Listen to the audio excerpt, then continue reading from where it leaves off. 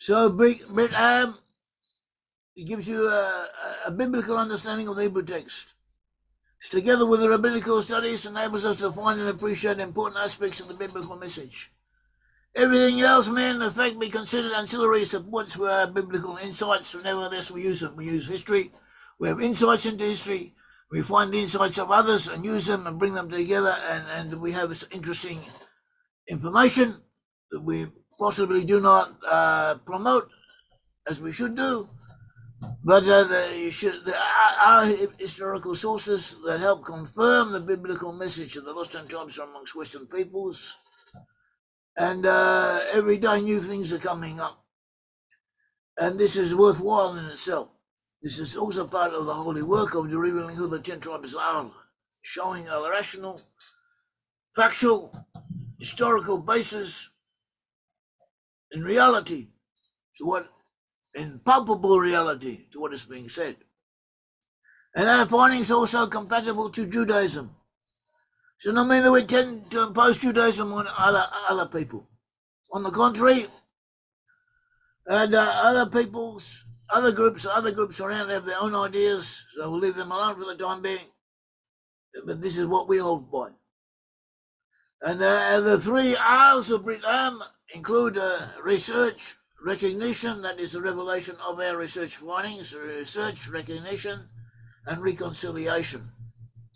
And that is what we strive to do. Spread knowledge and awareness of Brit-Am findings is what must be done. And Brit-Am should be helped because everyone needs help. And we need help. We need financial assistance. We get by. We get by through contributions. I do this full time. And I've been doing this full time for the last 30 years. And sometimes it was very difficult. And I did this before I had public support and before people knew about me. Even then, this was more or less a full-time job, and other things I did were just commands of the moment, one could say.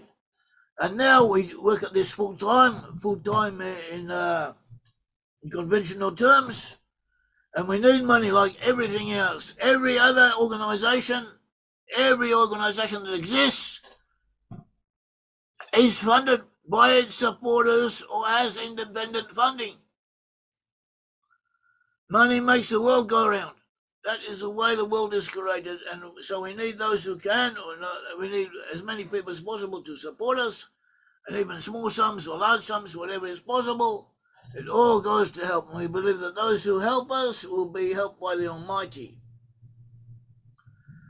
And the task of the lost 10 tribes is that the part of the Western people settled by Joseph, there's Britain and America and the Israelite nations, that in the event it was prophesied that they would become the richest and most powerful nations on earth. Genesis 27:29, it says that people serve your nations bow down to. So this is be Lord over your brethren. This is a blessing to Joseph.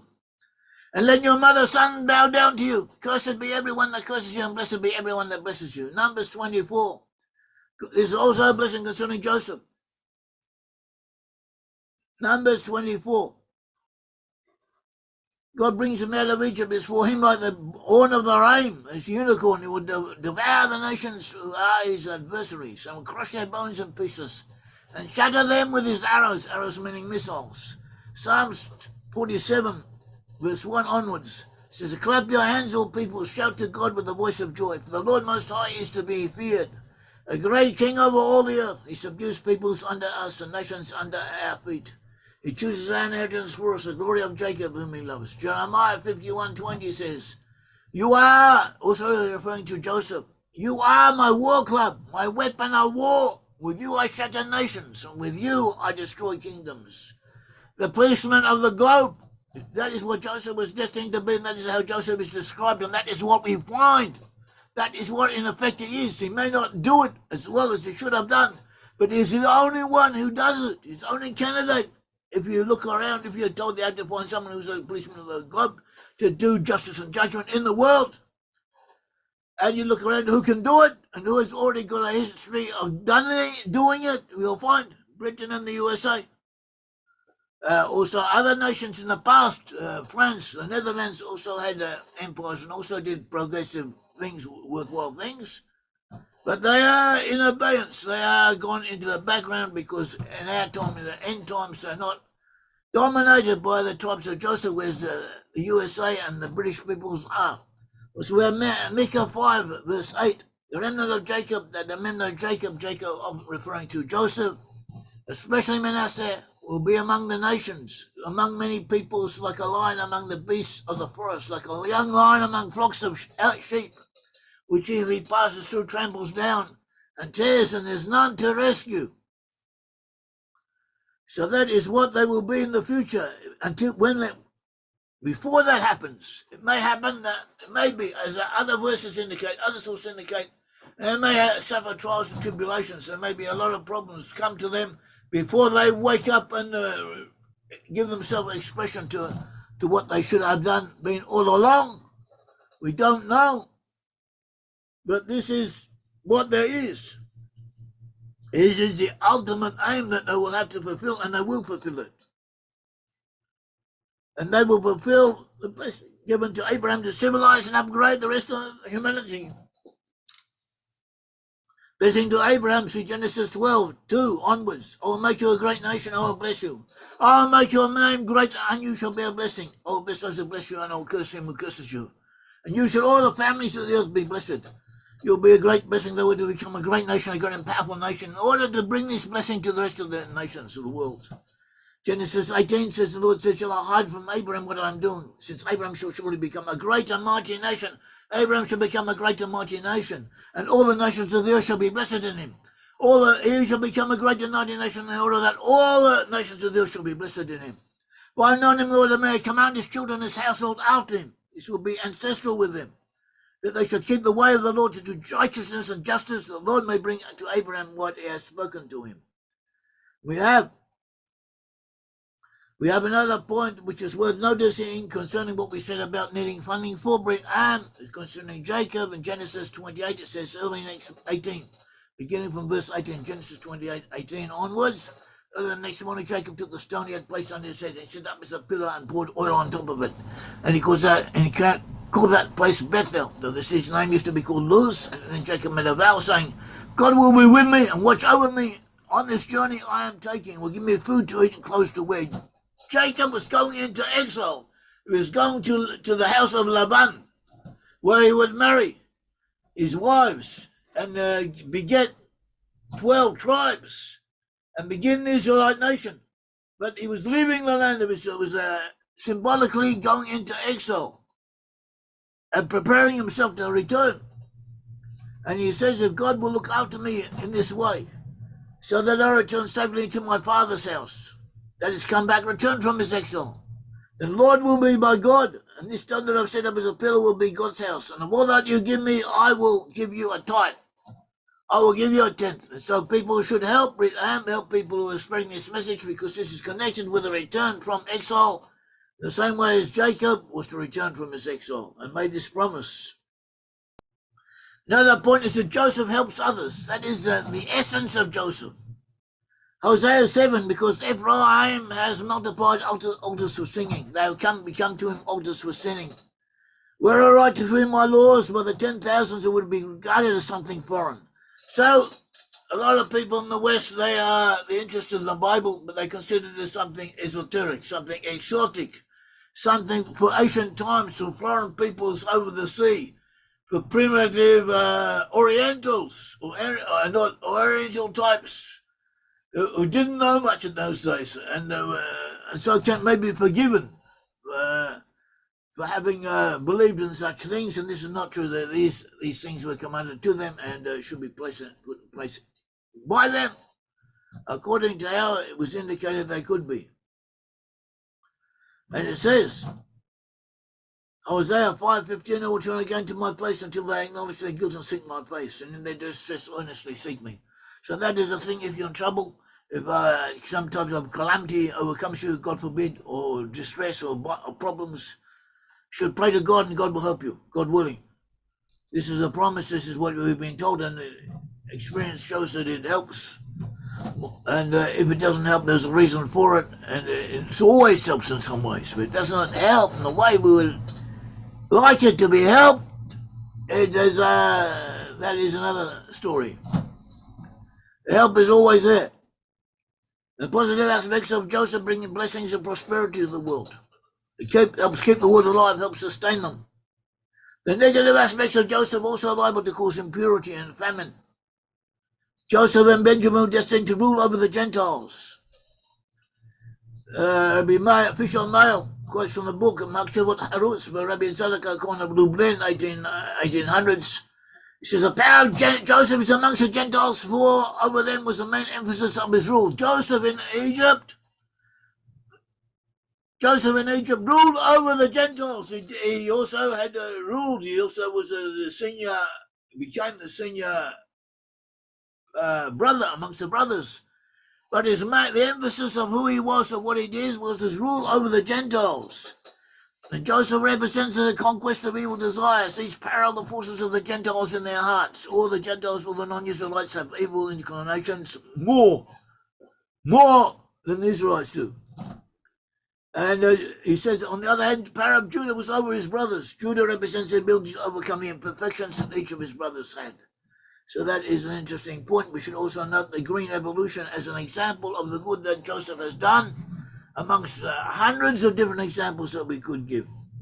But one of them, which happened recently in our lifetimes, not that long ago, and is not realized, is the Green Revolution. The Green Revolution took place in the 1950s, 1960s in my youth, which wasn't that long ago, despite what people might think, okay?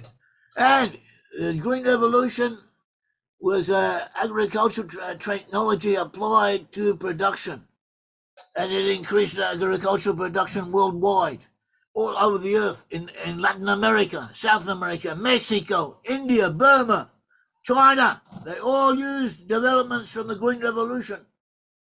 The Green Revolution increased agricultural production worldwide. New technologies, high-yielding varieties of cereals, especially dwarf wheat and rice. It's associated with chemical fertilizers, agrochemicals, controlled water supply, irrigation, new methods of cultivation, mechanization, and it took place thanks to the USA. And it contributed to the widespread reduction of poverty, averted hunger for millions, hundreds of millions are alive now because of the Green Revolution. It raised the incomes of people all over the world. It reduced greenhouse gas emissions, even from an ecological point of view, was positive. It reduced land use for agriculture. Not only did it increase output, agricultural output, but it reduced the amount of land that needed to be devoted to agriculture. And it contributed to declines in infant mortality. And so all this was done by scientists, especially one of Norwegian descent. He was working in the USA, and other scientists working in the USA, and NGOs, certain non-governmental institutions, and private companies, and good do-gooders. A whole group of people got together and funded it. Also, the government helped.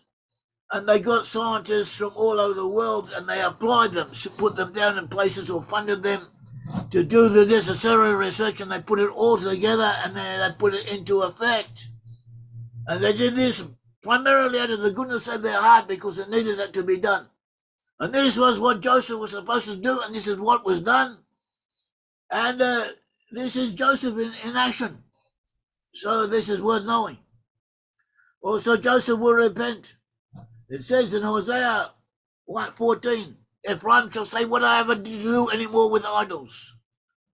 Rabbi Moshe David Valley, 1697 and 1777, in Italy, he said, it's no matter that Israel, that is Israel according to the context is referring to the 10 tribes, did not descend into the realms of pollution, of impurity, other than for the need to clarify his destiny. He needed to fulfill the will of God and reform the world. Through redirecting its forces, when this is done, they shall return to their source. There will be no one need to remain in that situation anymore. This is the meaning of Ephraim. Shall say what I have to do anymore with idols. So Ephraim, at the moment, has his eyes closed to a certain religion, a certain attitude, a certain cultural orientation, that is connected to what he had to do, even though, as far as we understand, it is an error. It was an error for a reason.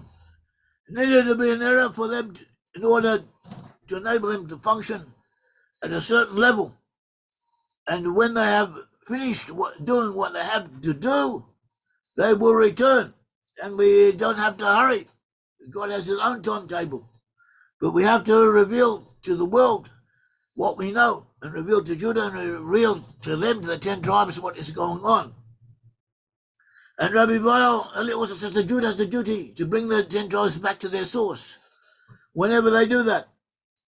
And he also said, because Judah did not do this in the past, it is adverse, has an adverse effect on him. He says, Rabbi Valley says in effect, either Judah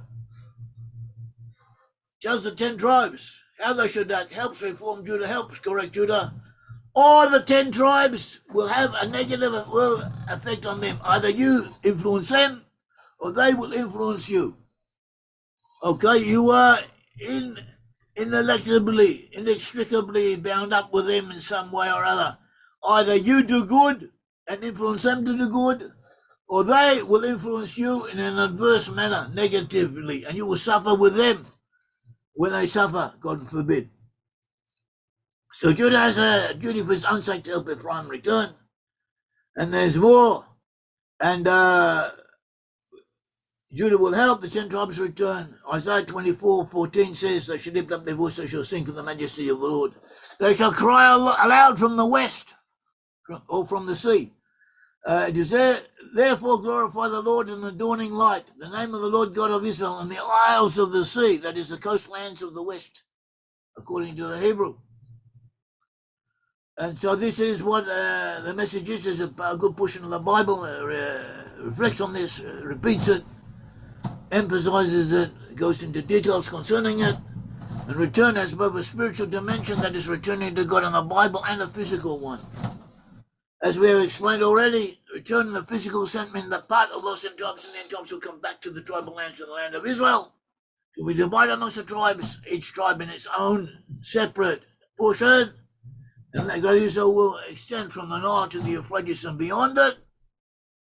Another aspect means that the lands they now dwell in will also become part of the greater land of Israel and receive the sanctity and the divine presence will be felt in them more than it is at present. So that is what we have. So now we can return, and anyone has something to say, more to say, please do so.